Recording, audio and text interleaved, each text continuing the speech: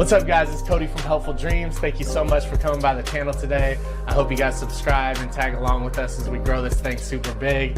It's where we collect all of the best motivational content from around the internet and put it all in one place, to share it with our loved ones and just stay in the zone, and keep moving forward day after day. It kind of works as a pep talk for myself as well, and so I just love this content, and this is content that I listen to, and so I love to share it with the world. Today I'm super excited because I'm sharing one of my favorite speeches from Jim Rohn called Walk Away from the 97%, and this is all about taking action when your ideas are fresh in your mind, rather than letting them fall off and kind of your motivation to diminish. It's about taking action when the idea is hot, and this has been integral for what I do and what I've done with my own success and everything, and so I want to share it with you guys today, and I hope your morning's off to a good start, and I hope you guys have a wonderful day. Enjoy. Here's number 4, develop the ability to act. Take action. Not hasty if it isn't required, but don't lose much time. Here's the time to act. When the idea is hot and the emotion is strong. That's the time to act. You say, Mr. Rohn, I'd like to have a library like yours. See, if you feel strong about that, what you got to do is get the first book and then get the second book. Before the feeling passes and before the idea gets dim, action pronto, action immediate, action as soon as possible. Because if you don't, here's what happens. We call it the law of diminishing intent. We intend to when the idea strikes us. We intend to when the emotion is high. But now if you don't translate that into action fairly soon, now the intent starts to diminish. And a month from now it's cold. A year from now, can't be found. So act. Set up a discipline when the emotions are high and the idea is strong and clear and powerful.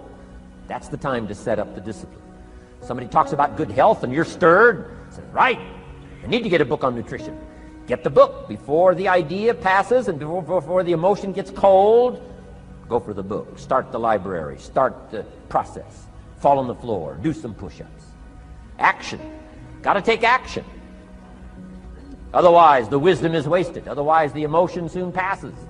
Unless you put it into a disciplined activity. Capture it. Disciplines is called how to capture the emotion and how to capture the wisdom and translate it into equity. Disciplines. Now here's what's important about disciplines. All disciplines affect each other. In fact, here's a good philosophical phrase. Everything affects everything else. Nothing stands alone. Don't be naive in saying, well, this doesn't matter. I'm telling you, everything matters. There are some things that matter more than others, but there isn't anything that doesn't matter. Okay. We all pity the man who says, well, this is the only place I let down. Not true. Key to take home. Every letdown affects the rest of your performance. Every letdown affects the rest. This is part of the educational process on personal development. If you don't take the walk around the block, you probably won't do the apple a day. If you don't do the apple a day, you probably won't start building your library.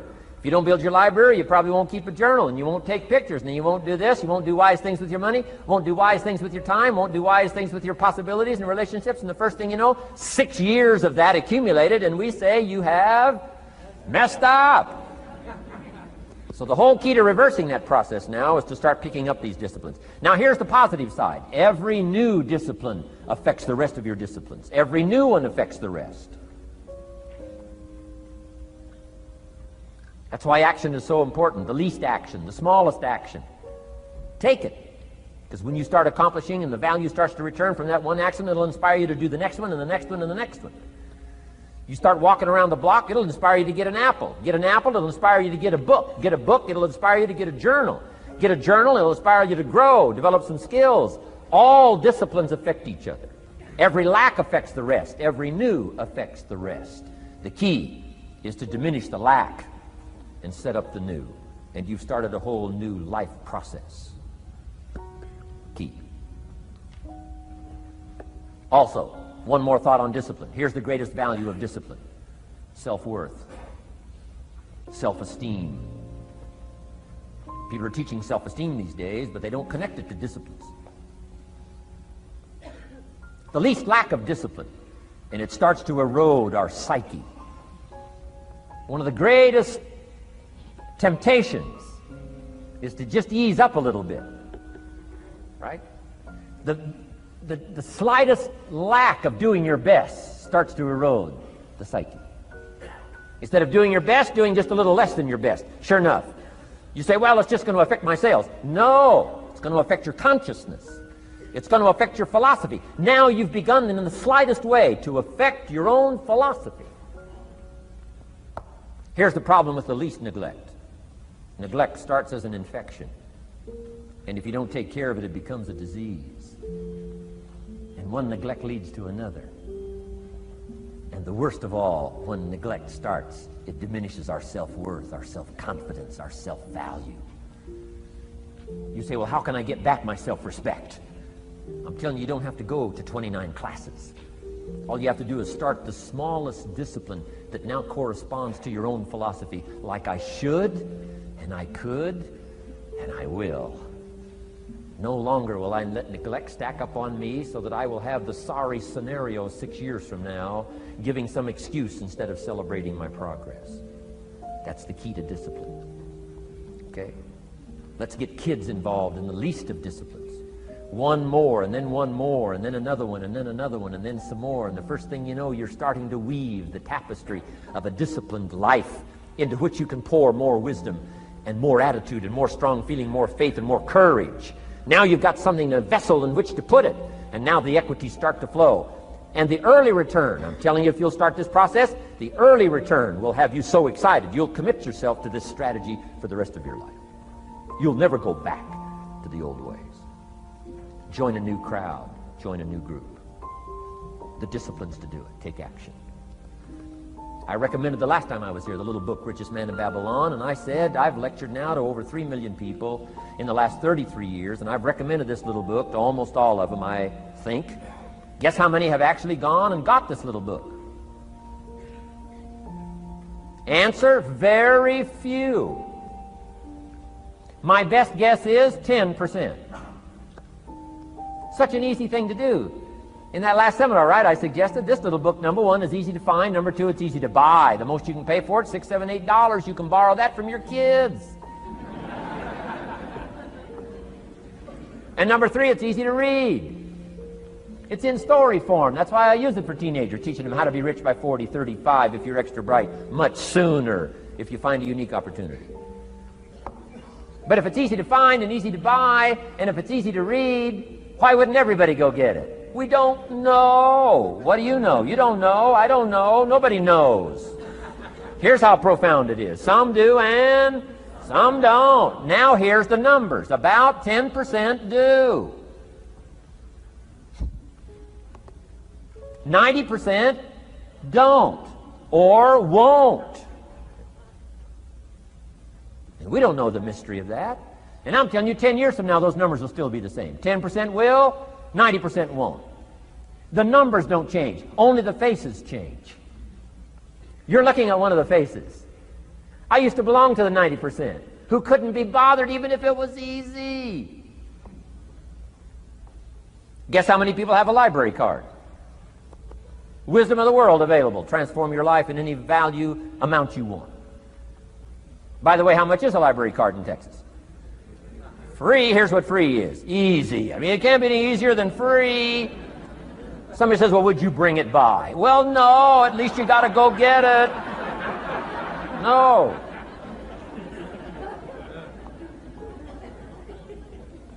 Wisdom of the world available. Transform your life spiritually, socially, personally, economically, and every other way. Teach you how to be rich and powerful and sophisticated and healthy, influential. How many people have a library card? Answer, 3%. 95, 97% couldn't be bothered. Guy specializes in happy hour, but he doesn't have a card. And now readily and quickly blames the government and blames his company and blames policy and blames the pay scale. When if he only knew, if he joined the 3%, here's my advice to you today. Walk away from the 97%. Don't talk like they talk. Don't act like they act. Don't go where they go. Don't specialize in what they specialize in. Throw away the blame lists they cling to. Start you a new life. You say, well, is it as simple as getting a library card and join the 3%? And the answer is, of course. Of course. That's how easy this stuff is. This is so easy. It's so simple. It's not complex. You don't need a 2,000-year-old guru. You don't need multi-track affirmations. I'm telling you, don't.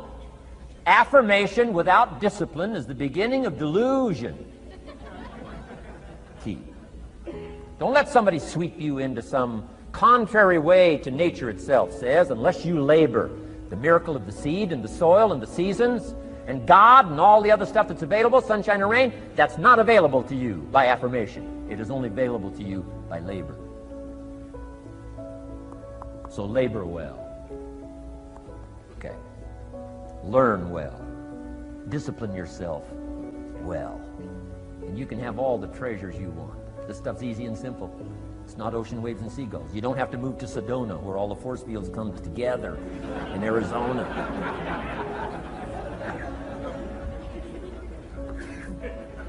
Let's teach our kids the simple ways to transform their health, number 1. Their economics, number 2. Their ability to communicate, number 3. Their life and treasure and lifestyle, number 4. Spirituality, number 5. And the list goes on and on. Let's not leave out any of the least of disciplines that encourage us to do the next one, to do the next one, to do the next one. First thing you know, this whole scenario for you is spinning up instead of out of control on the negative side. This is all you got to do. It's as simple as this. It's as simple as a start, committing yourself to life change. And once you start down this road, I promise you, you'll join the 10% and the 3%. We're going to talk financial independence in just a little while. Guess how many people can retire from the income of their own personal resources when it comes time to retire? Answer, 5%. In the most independent country in the world, 95% are dependent, 5% are independent. Take charge of your own retirement. I'm telling you, if you take charge of your own retirement through personal development and all these skills we've taught today, plus what's coming up, financial independence, I'm telling you, take charge of your own retirement, you can multiply it at least by 5, maybe by 10, maybe by 20, maybe by 100. Let the government take care of it, some company take care of it, you got to divide by 5. Take charge of your own life, take charge of your own day, take charge of your own conversation, take charge of your own family, take charge of your own possibilities. And learn these skills, develop this kind of strategy, and I'm telling you, life will open up for you. Join the 3%. Join the 10%. Join the 5%. Walk away from the 95%. In our Leadership Weekend we teach, find out what poor people read and don't read it.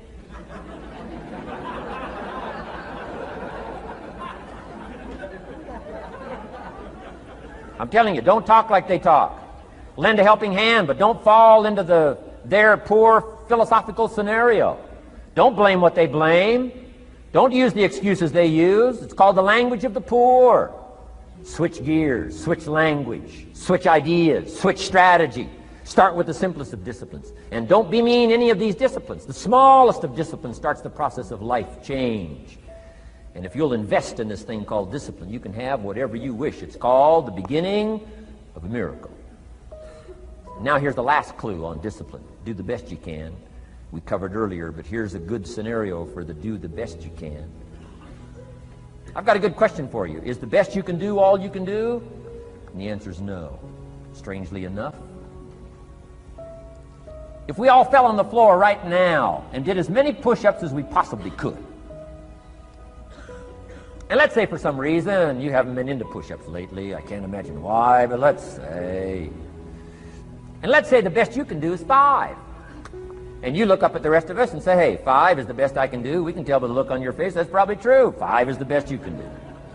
Now, is 5 all you can do? The answer is no. If you rest a little, you can do 5 more. Wow.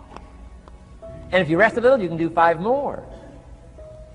And if you rest a little, you can do 15 more. How did we get from 5 to 15? It's a miracle.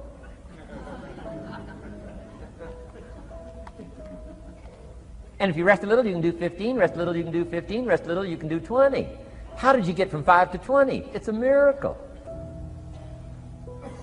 Did you know you can keep doing that? Do a little more, rest a little, do a little more, rest a little, and finally get up to 50 push-ups? Is it possible to get up to 50 push-ups?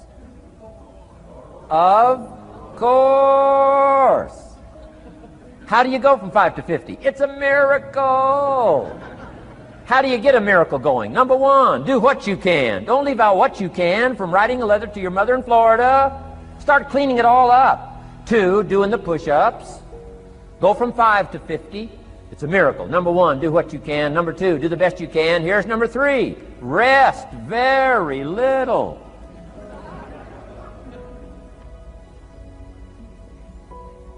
Don't rest too long. Why? The weeds take the garden. Kids have got that figured out. You can't rest too long. Here's the clue. Make rest a necessity, not an objective. The objective of life is not to rest. The objective of life is to act.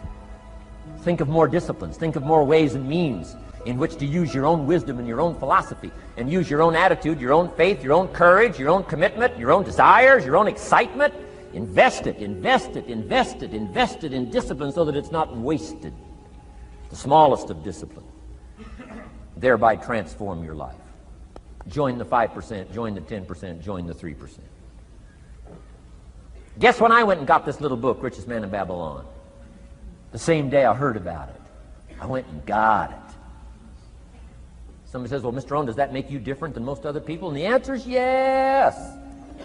Somebody says, well, why is that? We don't know. We don't know. What do you know? You don't know. I don't know. None of us knows.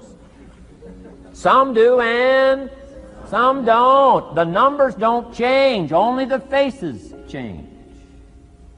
From those who get in on a seminar like this, listen to a dynamic sermon, read a book, listen to some cassettes, take seriously the next conversation of a friend who wants to level with you, and do something about it. And you can walk away from the 97% and not live there anymore.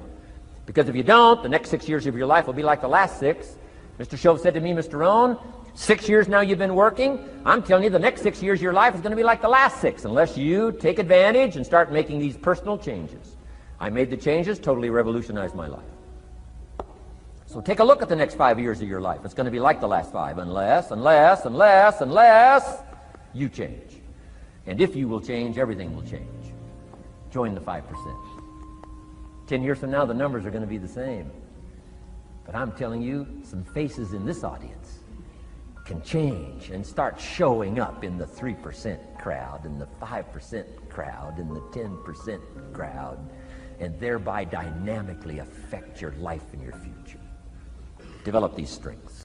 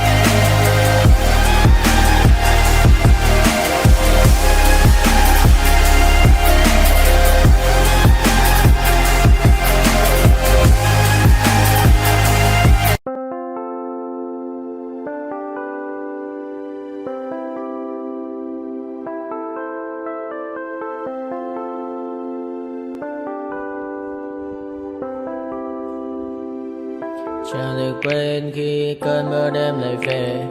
Em đã quên lời thề và ta như đông chìm sâu. Không gần mơ em anh nhận màu. Em chỉ cần mơ đâu em bay. Chỉ còn là những cơn mưa vô giá. Cho bên mơ em không mơ ai. Anh vẫn đang mơ. Chỉ cần bên em không được cần nhớ. Và chỉ có em không còn nhớ. Và người ta bên nhau như ngã tớ. Muốn nhớ về say em chỉ có mấy em ở đây. Và anh như muốn chết đi nhưng không muốn em mơ mày. Tình yêu làm cho ta đau đầu. Không em như mà mơ mộng. Anh như sao có mãi mãi để mà mơ. Chỉ có bên em nhưng là khó mơ. Giờ mà đang sai em muốn bên ai anh không mong gì hơn, chỉ mong em sẽ ở đây ôm anh thật gần. Anh chỉ mong đôi ta được có nhau, mà đừng em đâu anh có em, muốn em bên anh có em. Ta sẽ trao nhau môi hôn thật sâu, ôm anh. I know you told your friend you're not okay, and tell me what's wrong and why you never said you felt that way. And guess you're trying to stay strong and fake a smile until I look away. But I've known you too long, it hurts to watch your blue eyes fade to gray as you fade away, as you fade away. Yeah, I'm about to fade away, cause every time I wake up I feel like it's Monday. Something's going wrong with all the chemicals up in my brain. All of a sudden I don't look at anything the same way. Gotta build up of my thoughts sitting in an ashtray. I'm sorry that I'm so inconvenient, okay. Just let me be me and I'll stay out of your way. I can see the way you look at me, I'm such a disgrace. I never really asked to be brought into this place. You wanna love me? Well then baby have a taste. All the highs and the lows, no, you'll never be the same. I don't really wanna hurt you, but I can't control the pain. If you're sticking by my side, maybe we could be okay. Okay, maybe you could be the change I need today. I promise that I've never felt this way. I really hope that you will choose to stay through all the pain. I know you told your friend you're not okay, and tell me what's wrong and why you never said you felt that way. Guess you're trying to stay strong and fake a smile